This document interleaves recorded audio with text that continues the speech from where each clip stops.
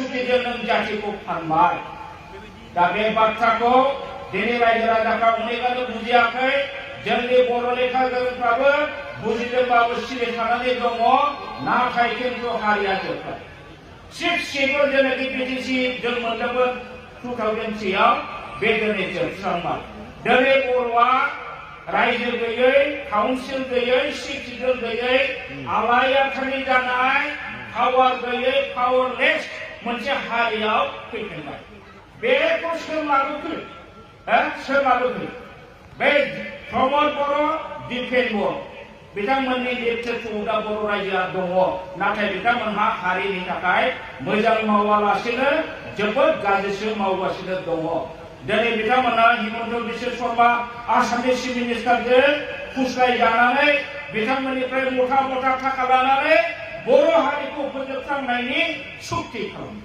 दिपेन बर'आ बिजेपिनि एजेन्ट बायदि दिनै खामानि मावदों दिपेन बर'आ बिजेपिनि एजेन्ट नङाब्ला एबसुनि कनफारेन्सआव माबोरै बिजेपिनि लिडारफ्राबा अमित शाह सोरबा सोरबा हिमन्त बिश्व शर्मा मोनल' दाखालि दतमायाव मानो ग्रोम ग्रोम फैनांगौ थांनाय एमपि इलेक्शनाव मानो हेलिकप्टार बिजेपिनि हेलिकप्टारजों थांनानै दिपेन बर'आ माने दरंआव दिलीप शइकिया दा बिजेपिनि प्रेसिडेन्ट जाबाय दिलीप शइकियानो मानो भट बिनानै होया गहपुर ओनसोलनि सनितपुरनि मानसिखौ मानो बर' रायजो राजाखौ दिलीप शइकियानो भट होनांगौ बुंया बेनिफ्राय मा फोरमान मोनो So Dipen Boro himself is the direct agent of the BJP and RSS.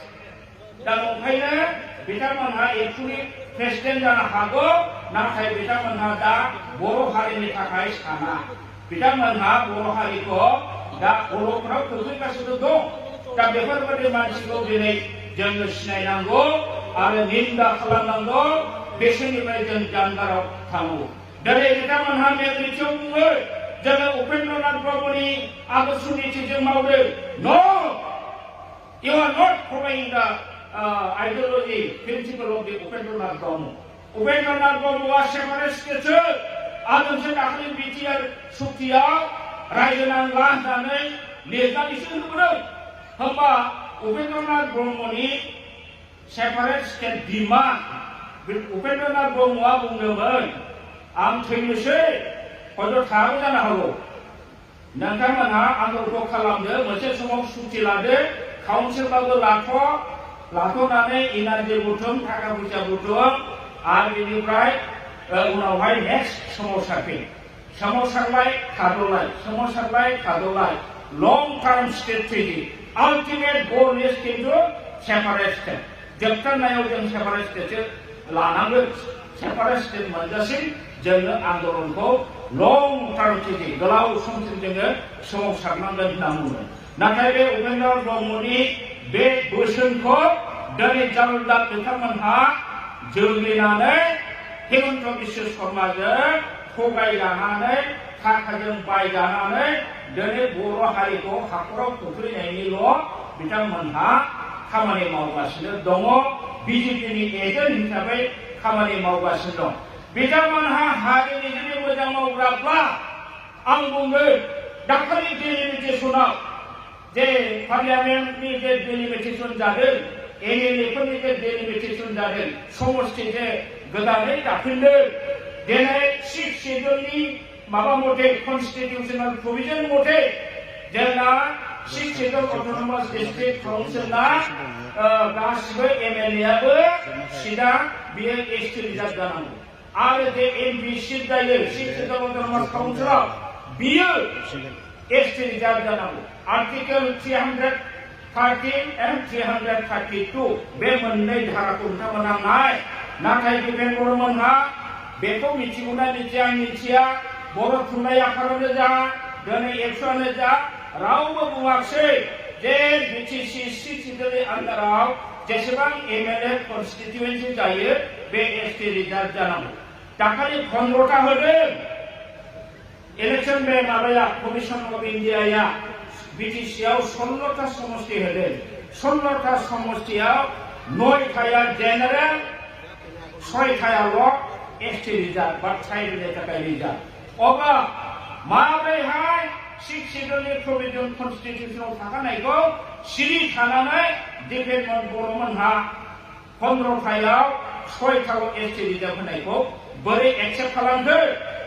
बे एक्सेप्ट खालामनायनि सिङाव दङ बिसोरो बिजेपि सरकारनिफ्राय गोबां धरननि रां रुफा लानानै बे थांनाय बारनि डेलिमिटेसनखौ बिथांमोना सिरि थायाखै। बिथांमोना खरखा गावनानै अमा बेदर जादों रायजोखौ। मानो? बिसोरो गभर्नमेन्टनि एजेन्डा लायो नालाय गभर्नमेन्टआ जेखौ खालामदों बेनो मोजां। जों लुबैनाय बायदि जाबाय होनदों। माबोरै जों लुबैखो? 6 शेड्यूलनि कन्स्टिट्यूशनाव दङ जे 6 शेड्यूल एरियानिफ्राय कुनु नन ट्राइबेल मानसिया एमएलए एमपि जानो हाया।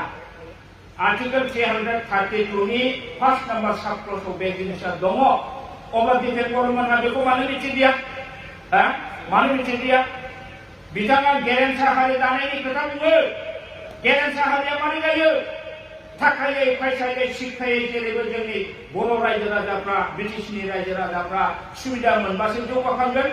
दिनै प्रमद बर'जों डिफेन्स बर'जों बर' रायजो राजाखौ गरिब गुन्द्रा खालामनाय लामायाव लाबोगासिनो दं। हाग्रामानि दिनाव बिटिसिआव खामानि मावथ'नो हाया, थाखा फैसा मेला, बयबो लंपेन्ट गस्ला स्लिम जानाय लोंनाय बेदर आखाइ मोजाङै जादोंमोन।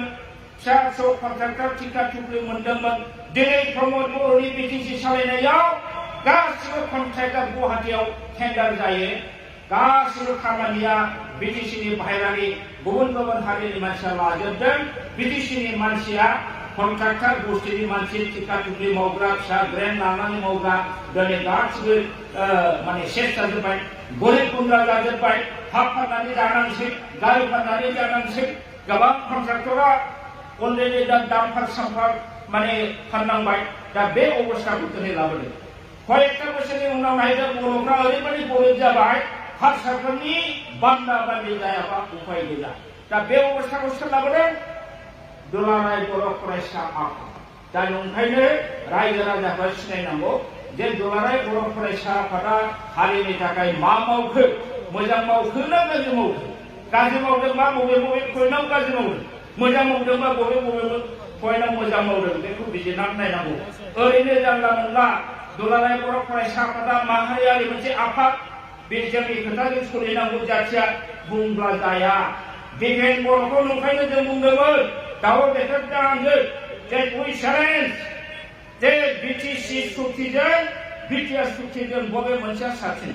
बिटिआर सुक्तियाव मोनसे मा खोमाखै बेनि सायाव अपेन डिबेट जानांगौ होननानै माने बुंनाय जादों।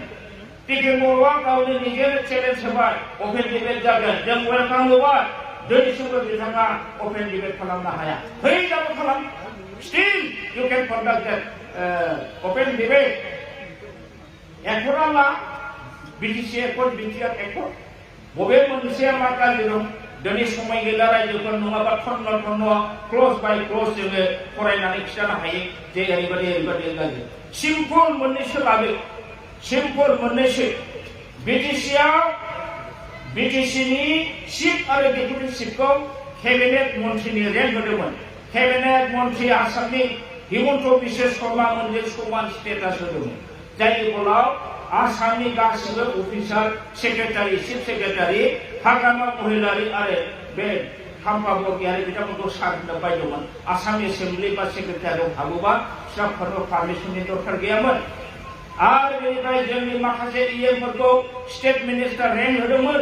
नाथाय दिनै प्रमद बर'आ बे स्टेटासखौ बिटिआरआव होआखै, खालामाखै बियो। होमबा जोंनि बर'नि मान मर्यादाखौ बे फोजोबना फोजोबाखै। बिटिसि सुक्तियाव दङ जे बिटिसि एलेकानि सेन्ट्रेलनि शेयार, स्टेटनि शेयार जेसेबां थाखा मोनो बे थाखाखौ बिटिसिआ गावनि इच्छा मथे भाबै माने इएमफ्रानो सिबानो सेंसन होनानै बेखौ जेसेबांखि एमाउन्टनि जा मोनो मावनो हायो। नाथाय प्रमद बर'आ बिटिआर सुक्तिनि दारै बेखौ मा खालामदो? डिसिफोरासो अल माने डेभेलपमेन्टेल वार्कनि चेयारमेन जाबाय। डिसिआसो स्किम सेलेक्ट खालामो, डिसिआसो सेंसन खालामो।